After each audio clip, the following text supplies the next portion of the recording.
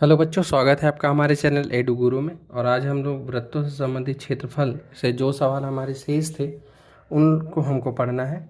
और इन देख सकते हैं आप लोग कि 5 तक आपको करवा दिया गया था और आप 6, 7, 8 3 सवाल आपको करवाने हैं।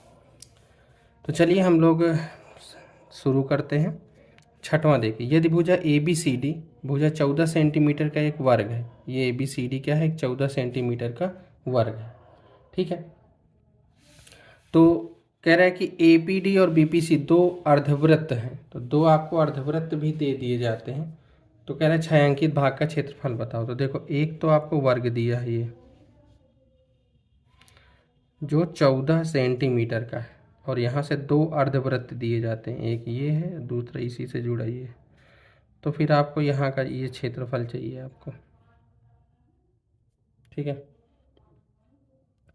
कैसे करेंगे? देखो, पूरे वर्ग में से अब आपको समझ में आएगा कि अगर पूरे वर्ग में से दो अर्धवृत्त का क्षेत्रफल घटा देंगे तो हमको बीच वाला क्षेत्रफल मिल जाएगा। ठीक है, तो सबसे पहला काम है वर्ग का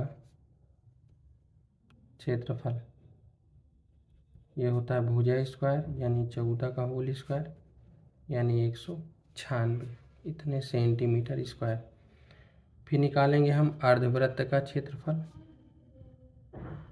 तो अर्धवृत्त का क्षेत्रफल क्या होता है? पाई आर स्क्वायर बाई 2।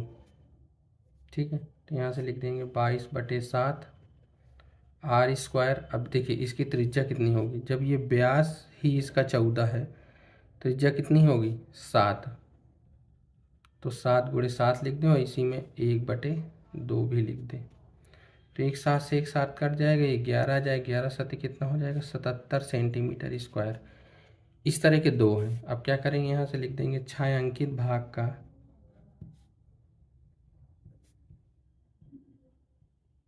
क्षेत्रफल। तो वो क्या होगा? वर्ग का क्षेत्रफल माइनस अर्धवृत्त का क्षेत्रफल माइनस अर्धवृत्त का क्षेत्र, मतलब दो है, चाहे तो एक साथ लिख देंगे दोनों अर्धवृत्त का, चाहे आप जैसे कर लीजिए।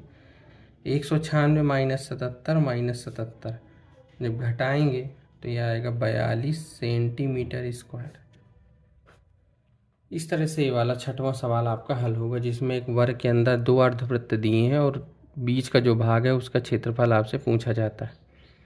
तो हमेशा जब भी ऐसे सवाल हो तो आपको क्या करना ये है कि बड़े जो हमारा कोई भी बड़ी आकृति है उसी में से कोई ना कोई चीज़ काटी गई है। अर्धवृत्त का हटाने का मतलब कितना भाग मान लीजिए हटा दिए गए, तो बचा कितना? ठीक है, तो करना ऐसे ही होता है कि आपको बड़ी आकृति का क्षेत्रफल निकाल लेना हो। जितनी भी छोटी आकृतियाँ जिनका नहीं पूछा जा रहा है, यानी जिन पे सेट लाइन नहीं है, उनका क्षेत्रफल निकाल लेना है और बड़ी में से छोटे को घटा देना है, तो बीच का जो छायांकित भाग का क्षेत्रफल होता है वो निकल आता है। ठीक है, तो ये छठवां सवाल था। अब हम लोग 7वां सवाल पढ़ेंगे।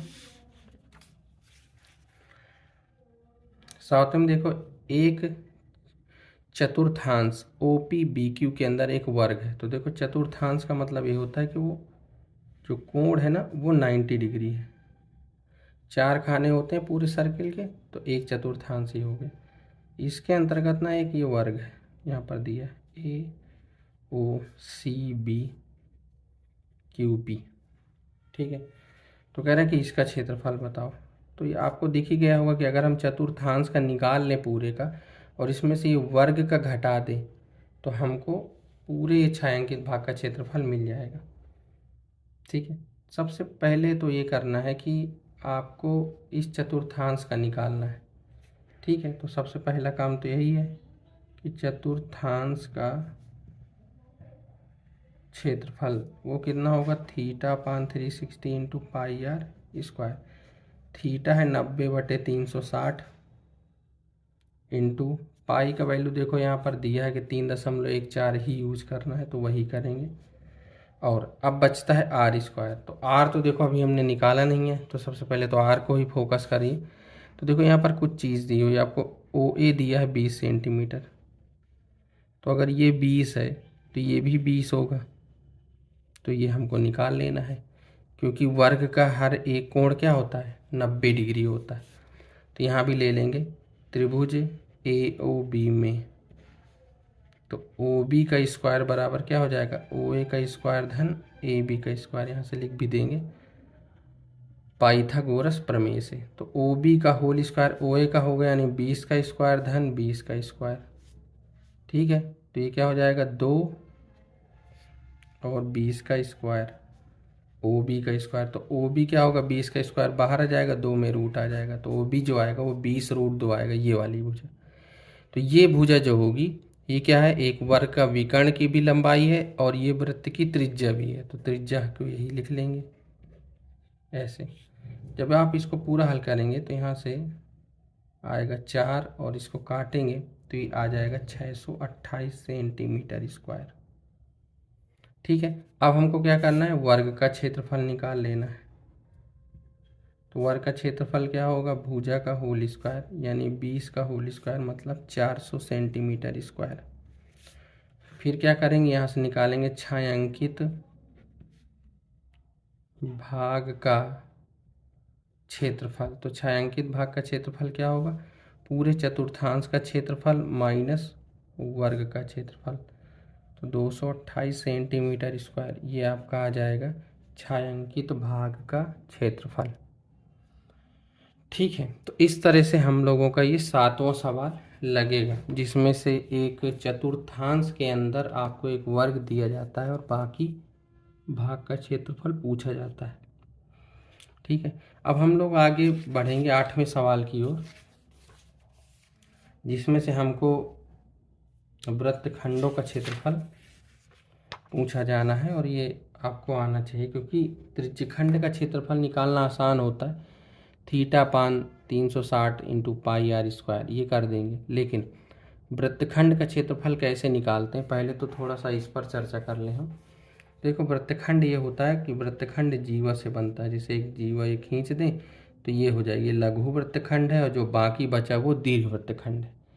तो आपको ना लघु का निकालना है। जब आप इस लघु का निकाल लेते हैं, समझिएगा, ये लघु वृत्तखंड का निकाल लेते हैं तो पूरा जो बड़ा होता है, यानी पूरा जो बड़ा कर देंगे हम लोग, जैसे पूरे वृत्त का, ठीक है, तो उसका जो क्षेत्रफल होगा बड़े वृत्त का, उसमें से छोटे का क्षेत्रफल अगर हम घटा देंगे तो ये हमारा ये जो यहाँ तक पूरा है, ये पूरा भाग क्या होगा, दीर्घ वृत्तखंड, इसका क्षेत्रफल आराम से निकल आएगा। ठीक है, तो अब हमको जो पूरा फोकस करना है वो इसी में करना है कि लघु वृत्तखंड का कैसे निकालें। तो लघु वृत्तखंड का निकालने के लिए देखो क्या करते हैं, सबसे पहले त्रिज्यखंड का निकाल, जैसे ये ओ है तो यहाँ से लेकर ये पूरे का ऐसे निकाल लेते हैं। ये तो हम निकालना जानते हैं, वही थीटा पान 360 इंटू पाई आर स्क्वायर त्रिज्यखंड। इसमें से अगर हम इस ट्रायंगल का यानी त्रिभुज का क्षेत्रफल घटा देंगे तो ये निकल आएगा। तो इसका मतलब जब जब भी आपसे वृत्तखंड का क्षेत्रफल पूछे तो आप त्रिज्यखंड का क्षेत्रफल माइनस त्रिभुज का क्षेत्रफल कर देंगे तो आपको वृत्तखंड का क्षेत्रफल निकल आएगा। ठीक है, अब देखिए त्रिज्या आपको दी है कि आर जो है वो 15 सेंटीमीटर है, थीटा भी आपको दिया है कि 60 डिग्री है, और सिर्फ वृत्तखंड के क्षेत्रफल पूछा, कह रहे पाई को इस्तेमाल करिए, √3 को ये वाला करिए। ठीक है, तो इसको हम लोग देखिए कैसे करेंगे। सबसे पहले देखो एक एक करके लगाओ। सबसे पहले हम लगाते हैं कि त्रिज्यखंड का क्षेत्रफल, त्रिज्यखंड का क्षेत्रफल क्या होगा, थीटा पान 360 इंटू पाई आर स्क्वायर, यानी 60/360 इंटू 3.14 गुणे आर कितना दिया है 15। जब आप इसको पूरा हल करेंगे तो आएगा 117.75 सेंटीमीटर स्क्वायर। ठीक है, दूसरे बार आप किसका निकालेंगे, त्रिभुज का। तो त्रिभुज का क्षेत्रफल, तो त्रिभुज का क्षेत्रफल लगाने के लिए सबसे पहले चीज़ ये है, त्रिभुज की पहचान भी तो होनी चाहिए। तो देखो ये क्या है 60 डिग्री, ठीक है, और ये 60 डिग्री, और ये इधर का देखो ये 15 है तो ये भी 15 होगा, समझिएगा।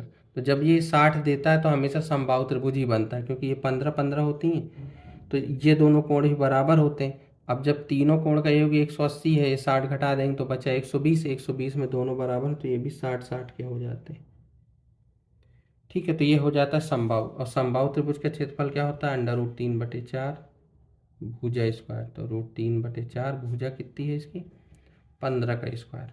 तो जब इसको लगाएंगे तो आएगा 56.25 इंटू √3, और √3 का जवाब मान रख देंगे 1.732 तो आएगा 97.3 3125 सेंटीमीटर स्क्वायर। ठीक है, ये आ गया आपका त्रिभुज का क्षेत्रफल। अब उसके बाद क्या करेंगे, निकाल लेंगे लघु वृत्तखंड का क्षेत्रफल। तो लघु वृत्तखंड का क्षेत्रफल क्या होगा, त्रिज्यखंड का क्षेत्रफल माइनस त्रिभुज का क्षेत्रफल। जब इसको लगाएंगे तो आएगा 20.4375 सेंटीमीटर स्क्वायर। ये हो जाएगा लघु वृत्तखंड का क्षेत्रफल। अब जब हमको दीर्घ निकालना होगा तो क्या करेंगे, सबसे पहले तो हम निकाल लेंगे कि वृत्त का क्षेत्रफल क्या है। तो वृत्त का क्षेत्रफल है पाई आर स्क्वायर, यानी 3.14 गुणे आर कितना है 15 का स्क्वायर। जब इसको करोगे तो आएगा 706.5। इतने सेंटीमीटर स्क्वायर किसका क्षेत्रफल है, वृत्त का। इस वृत्त के क्षेत्रफल में से इस लघु वृत्तखंड का क्षेत्रफल घटा देंगे तो दीर्घ वृत्तखंड का क्षेत्रफल आ जाएगा। मैं यहीं पे हल करके दे रहा हूँ। तो देखो दीर्घ वृत्तखंड का जो क्षेत्रफल होगा वो कितना आएगा, 706.5 में से आपको घटा देना, कितना घटा देना है, 20.4375। तो आएगा 686.0625। इतने सेंटीमीटर स्क्वायर आपके दीर्घवृत्तखंड का आएगा। तो आपसे एक सवाल पूछा जा सकता है कि दीर्घवृत्तखंड का भी क्षेत्रफल क्या होगा। तो ये आपको ध्यान में रखना है कि त्रिज्यखंड का क्षेत्रफल निकालना है, उसके बाद जो त्रिभुज बनता है उसका क्षेत्रफल निकाल लेना है और उसको उसमें घटा दोगे तो आपको लघु वृत्तखंड का क्षेत्रफल आ जाएगा। और बाद में जब उसको हम लोग क्या करेंगे, पूरे वृत्त में से घटा दोगे तो आपको दीर्घ वृत्तखंड का क्षेत्रफल आ जाएगा। इसी तरह अगर लघु त्रिज्यखंड, जो हम लोग त्रिज्यखंड भी निकालते हैं वो लघु का निकालते हैं, तो पूरे अगर हम वृत्त के क्षेत्रफल में से लघु त्रिज्यखंड का क्षेत्रफल निकाल लेते हैं तो हमारा वो भी दीर्घ त्रिज्यखंड का क्षेत्रफल निकल आता है। दीर्घ बहुत कम सवालों में पूछा जाता है, ज़्यादातर लघु या तो ऐसे वाले सवाल ज़्यादा पूछे जाते हैं, जैसे ये करवाएं ये इस तरह के। ठीक है, तो ये था वृत्तों से संबंधित क्षेत्रफल के सवाल। अब हम आपको अगले वीडियो में क्षेत्रफल और आयतन से जुड़े मुख्य सवालों को लगवाएंगे, और बहुत ज़्यादा नहीं लगवाएंगे, 4-5 सवाल ही लगवाएंगे जो इम्पॉर्टेंट है, जो पूछे जा सकते हैं। क्योंकि अब आपके पास इतना समय नहीं है कि आप बहुत ज़्यादा सवालों को सीख सकते हैं। आपने जो लगा रखा है सही है, बस रिवीजन में कुछ सवाल इसीलिए करवा रहे हैं, इसमें थोड़ा ज़्यादा करवाएं ताकि ये, क्योंकि इंपॉर्टेंट चैप्टर है, पूछा जाता है। इस तरह क्षेत्रफल आयतन से हम आपको कम सवाल ही करवाएंगे ताकि बस आपका रिवीजन हो जाए अच्छे से, क्योंकि 1-2 दिन ही है। और सबसे ज़रूरी बात यह है कि आप ना फार्मूला, सभी जितने भी चैप्टर हैं आप फार्मूला ज़रूर उनके पढ़िए, खास करके क्षेत्रफल और आयतन के, क्योंकि उसमें फार्मूलों से ही है। चैप्टर बहुत ही सरल है, बस आपको फार्मूला आना चाहिए और सवाल आराम से हल हो जाएगा। ठीक है, तो उस चैप्टर के साथ आप फार्मूला एक बार याद कर लीजिएगा। मिलते हैं हम लोग अगले वीडियो में। और अगर अभी तक आपने हमारे चैनल को सब्सक्राइब नहीं किया है तो उसको सब्सक्राइब कर लीजिए, हमसे जुड़ जाइए।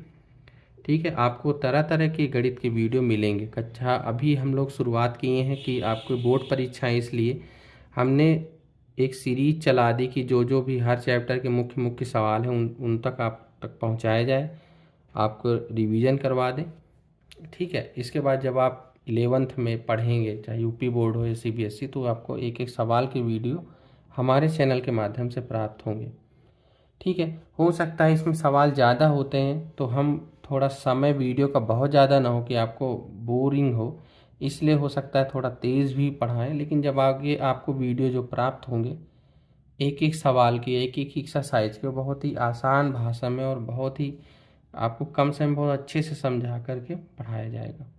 ठीक है, तो हमारे वीडियो को भी शेयर कर दीजिए जहाँ तक भी आपके कोई मित्र हों या कुछ। ठीक है, तो तैयारी करते रहिए, आपकी बोर्ड परीक्षाएं बहुत ही नज़दीक हैं और हम लोग अगले एक चैप्टर के साथ क्षेत्रफल एवं आयतन से जुड़े हुए मुख्य सवालों के साथ अगले वीडियो में मिलेंगे। ठीक है, तब तक के लिए धन्यवाद।